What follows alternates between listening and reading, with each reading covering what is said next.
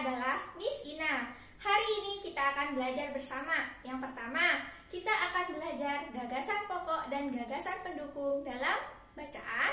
Yang kedua, kita akan belajar macam-macam suku bangsa di Indonesia. Yang ketiga, kita akan belajar sikap-sikap yang menunjukkan persatuan dan kesatuan. Yang pertama, kita akan belajar gagasan pokok dan gagasan pendukung pada teks. Di sini terdapat teks bacaan permainan tradisional. Nah, pada teks bacaan permainan tradisional ini memiliki beberapa paragraf. Nah, setiap bacaan itu memiliki beberapa paragraf. Ini dimaksud dengan paragraf pertama. Nah, yang di bawahnya ini disebut dengan paragraf kedua. Setiap paragraf memiliki beberapa kalimat. Nah, paragraf memiliki satu gagasan pokok dan beberapa gagasan pendukung. Nah, ada yang masih ingat nggak apa itu gagasan pokok? Gagasan pokok adalah gagasan atau ide yang menjadi dasar pengembangan sebuah paragraf. Gagasan pokok disebut juga ide pokok. Gagasan pokok biasanya diwakili oleh kalimat utama yang letaknya bisa di awal, di tengah, atau di akhir. Sedangkan kalimat yang lain disebut gagasan pendukung atau gagasan penjelas. Gagasan pendukung merupakan tambahan yang berfungsi menjelaskan gagasan pokok. Di sini ada teks bacaan Tari Saman. Nah, pada teks bacaan Tari Saman ini memiliki berapa paragraf ya? Kita hitung bareng ya. Ini adalah paragraf pertama, yang kotak biru adalah paragraf kedua, dan yang di bawahnya ada paragraf ketiga. Ingat ya, setiap paragraf terdiri dari beberapa kalimat. Dan setiap paragraf itu memiliki gagasan pokok dan juga gagasan pendukung. Sekarang kita ke paragraf pertama pada teks bacaan Tari Saman. Yang perlu diingat, soli-soliha, sebelum kita menentukan gagasan pokoknya yang mana, gagasan pendukungnya yang mana, kita harus membaca paragrafnya dengan teliti.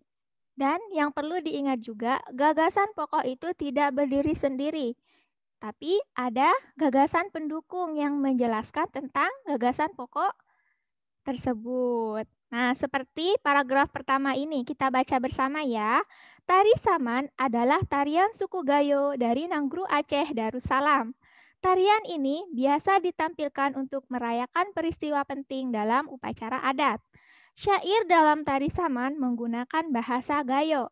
Nah, kalau kita lihat, manakah kalimat yang tidak berdiri sendiri, tapi ada penjelasannya?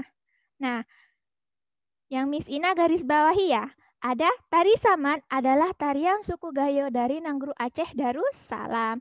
Ini disebut dengan gagasan pokok.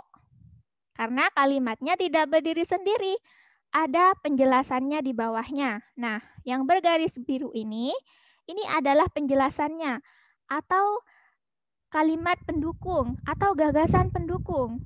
Nah, sampai di sini paham nggak ya? Nah, sekarang kita praktek lagi. Pada paragraf kedua, teks bacaan Tari Saman. Tari Saman mencerminkan pendidikan, keagamaan, sopan santun, kepahlawanan, kekompakan, dan kebersamaan. Tari Saman biasanya ditampilkan tidak menggunakan iringan alat musik. Iringan Tari Saman menggunakan suara para penari dan tepukan tangan. Gerakan ini biasanya dikombinasikan dengan memukul dada dan paha. Tari Saman menggunakan dua unsur gerak yang menjadi unsur dasar. Gerakan itu adalah tepuk tangan dan tepuk dada. Penari juga mengempaskan badan ke berbagai arah. Nah, coba dicari kalimat mana yang tidak berdiri sendiri tapi ada penjelasannya, ada kalimat pendukungnya. Coba ayo. menceritakan tentang apa ini yang kita baca? Nah, kalau kita membacanya dengan teliti, maka pasti akan bisa menentukan mana yang merupakan gagasan pokoknya. Nah, yang bergaris merah ini adalah gagasan pokoknya. Nah, kenapa bisa ada di bawah ya? Kenapa nggak ada di atas? Kenapa nggak ada di awal kalimat? Nah, gagasan pokok tidak selalu ada di awal ya, Nak ya. Bisa di tengah atau bisa juga di akhir kalimat.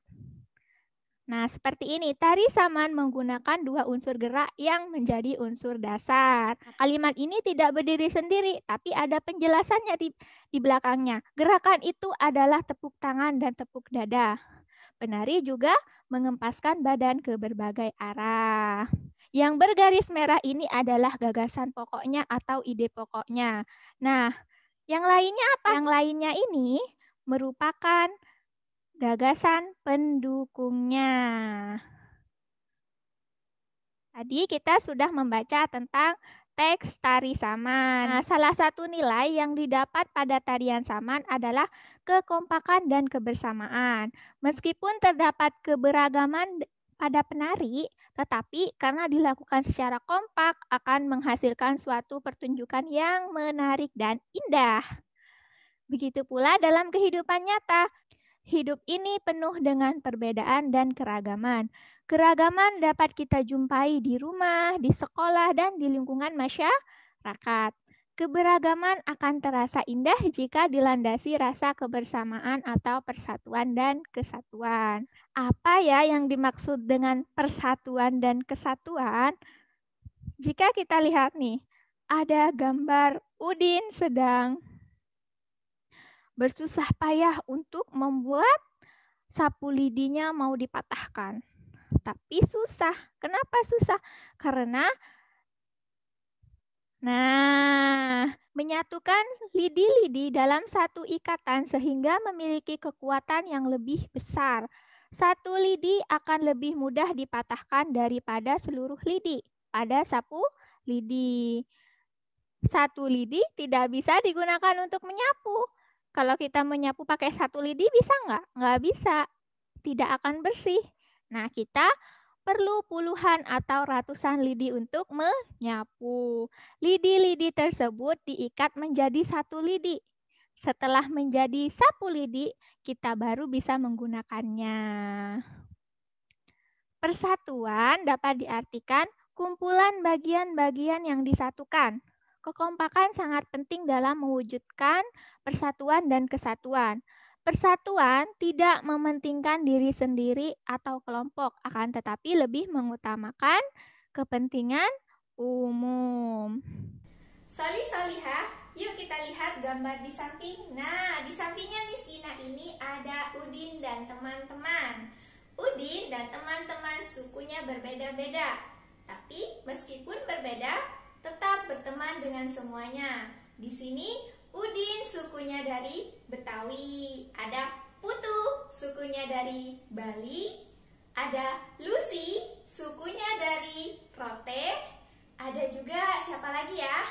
Ada Bella sukunya dari Jawa, ada Edo sukunya dari Dayak, dan yang terakhir ada Upik sukunya Minangkabau. Negara kita, Indonesia, memiliki lebih dari 300 kelompok suku bangsa. Nah, suku-suku bangsa yang ada di Indonesia tersebar di seluruh wilayah Nusantara. Di antaranya, di Sumatera ada suku Aceh, Melayu, Batak, Minangkabau, dan yang lain-lain. Di Pulau Jawa ada suku Sunda, Baduy, Betawi, Jawa, Madura, dan Tengger. Di Bali dan Nusa Tenggara ada suku Bali, Sasak, Dompu, dan masih banyak yang lainnya. Di Kalimantan nih, Soli Soliha ada suku Kaya, suku Kapuas, Dayak, Punan, Bukit, dan Katingan. Di Sulawesi ada suku Minahasa, Bolang Mangondo, Gorontalo, dan yang lain-lainnya. Di Maluku ada Ambon, Tanimbar, Seram, Saparua, Ternate, Morotai. Nah, di Papua ada suku Waugei, Misol, Yapen, Biak, Sentani, Asmat, dan Dani. Banyak ya suku-suku di Indonesia. Selanjutnya kita akan belajar identitas suku bangsa di Indonesia. Kira-kira nenek moyang kita dari mana ya? Nenek moyang bangsa Indonesia, Solih-Solihah, itu berasal dari daerah Yunan. Tahu Yunan? Bukan Yunani. Yunan ini adalah sebuah daerah di Cina atau di Tiongkok Selatan. Jadi, nih yang Miss kasih tanda panah merah. Jadi, menurut para ahli sejarah, nenek moyang bangsa Indonesia itu berasal dari daerah Yunan. Gelombang perpindahan penduduk yang besar dari daerah Asia ke kepulauan-kepulauan di selatan dimulai sejak tahun 2000 sebelum Masehi hingga tahun 500 sebelum Masehi. Perpindahan mereka ke wilayah Nusantara atau Indonesia karena terdesak oleh bangsa lain yang lebih kuat. Tempat tinggal asal mereka tidak lagi memberikan kesejahteraan dan kenyamanan hidup. Nah, nih ya, Solih-Solihah, jadi kedatangan nenek moyang kita, bangsa Indonesia itu ada 2 gelombang. Gelombang yang pertama disebut dengan gelombang Proto-Melayu yang warna merah atau disebut dengan Melayu Tua. Yang ini, Proto-Melayu atau Melayu Tua. Nah, yang kedua, itu gelombang kedua itu disebut dengan Deutero Melayu atau Melayu Muda. Nah, sekarang kita akan membahas tentang Proto Melayu dulu atau Melayu Tua. Nah, kita perhatikan yang warna merah ya. Di sini adalah daerah Yunan, Tiongkok Selatan ya. Pada persebaran Proto Melayu atau Melayu Tua pada gelombang pertama, itu melalui 2 jalur. Nah, jalur pertama itu dari Yunan itu menuju ke Filipina, lalu menyebar ke Sulawesi Utara, lalu dia menyebar ke Maluku, menuju ke Papua. Ini jalur yang pertama. Dan jalur yang kedua, ini Proto Melayu ya nak ya, atau disebut dengan Melayu Tua. Itu jalur kedua, dia dari Yunan menuju Malaysia, lalu menyebar ke Sumatera, lanjut menyebar ke Pulau Jawa, lalu menyebar ke Pulau Nusa Tenggara. Setelah itu menyebar ke seluruh Indonesia. Untuk gelombang kedua itu ada Deutero Melayu atau kita sebut dengan Melayu Muda. Nah, yang warna hijau ya, Deutero Melayu. Gelombang kedua tiba di Kepulauan Indonesia kira-kira tahun 500 sebelum Masehi. Jalur penyebarannya bermula dari daratan Asia ke Thailand. Setelah ke Thailand, menuju Malaysia Barat ya, dan menuju ke pulau-pulau di Indonesia. Kebudayaan yang dibawa berasal dari Dongson, Vietnam Utara. Nah, sekarang macam-macam suku bangsa Indonesia. Tadi kan kita sudah belajar nih, oh ternyata nenek moyang kita itu dari Yunan. Ada 2 gelombang penyebarannya, yaitu gelombang Proto Melayu dan Deutero Melayu. Berdasarkan gelombang kedatangan nenek moyang bangsa Indonesia yang tadi kita bahas, maka muncullah suku bangsa Indonesia dengan keragaman budayanya. Suku bangsa merupakan suatu kelompok manusia yang dapat dibedakan dari kelompok yang lain berdasarkan perbedaan kebudayaan. Sejak zaman dahulu, di Kepulauan Indonesia sudah tinggal suku-suku bangsa yang menjadi induk suku-suku yang ada sekarang. Induk suku-suku bangsa yang ada di Indonesia adalah nih. Yang pertama, ada suku bangsa Negrito. Suku bangsa Negrito merupakan penduduk paling awal di Kepulauan Melayu. Suku bangsa Negrito terdapat di Afrika Tengah dan Semenanjung Melayu yang dikenal dengan orang Semang. Nah, ciri-cirinya nih, suku bangsa Negrito itu sama dengan Tapiro di Papua, yaitu kulitnya hitam, rambutnya keriting, dan tubuhnya pendek. Nah, yang kedua ada suku bangsa Wedoid. Ciri suku bangsa Wedoid sama dengan suku Kubu di Jambi, Gayo di Danau Air Tawar, Mentawai di Kepulauan Mentawai, dan Toala di Sulawesi. Mereka mempunyai ciri tubuh sedang, kulitnya sawo matang, dan rambut hitam. Jadi, penduduk asli yang mendiami Kepulauan Indonesia adalah suku bangsa Wedoid dan Negrito.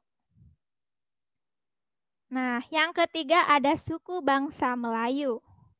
Suku bangsa Melayu merupakan pendatang yang tersebar menempati daerah di Kepulauan Indonesia. Bangsa Melayu dibedakan menjadi dua golongan. Nah, golongan yang pertama, golongan Melayu tua.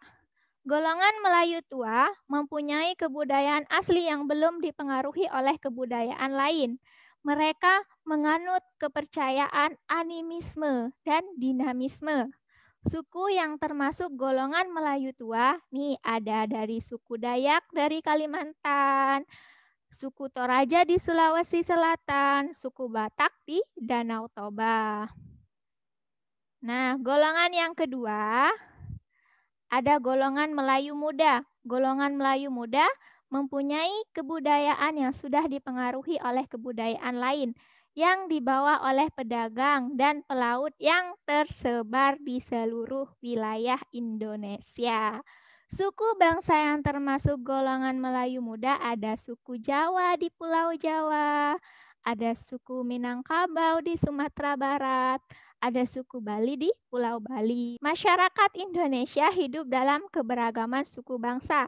Ada ratusan suku bangsa. Kita patut berbangga dan bersyukur atas keberagaman tersebut. Karena tidak setiap bangsa atau negara di dunia memilikinya. Bahkan ada negara yang hanya memiliki satu suku bangsa. Contohnya yaitu Korea. Di Korea itu hanya memiliki satu suku.